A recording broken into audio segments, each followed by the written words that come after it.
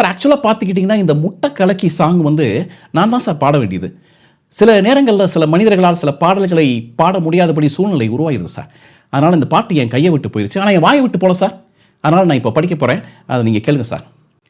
நைட்டானா கனவுல வாரதியே, பிரைட்டானா யோசிக்கிற ஒன்றை பற்றியே, மண்டையில் படிப்பொண்ணு ஏறலடி, அழகுல ஒன்ன மிஞ்ச ஆளில்லடி, மினிக்கி நீதாயே நெஞ்ச குலுக்கி கிறுக்கி, வடிய முட்டக்கலக்கி அழகி, ஓ வார்த்தை ரொம்ப விலகி சினுங்கி, போராலே என்ன முழுங்கி.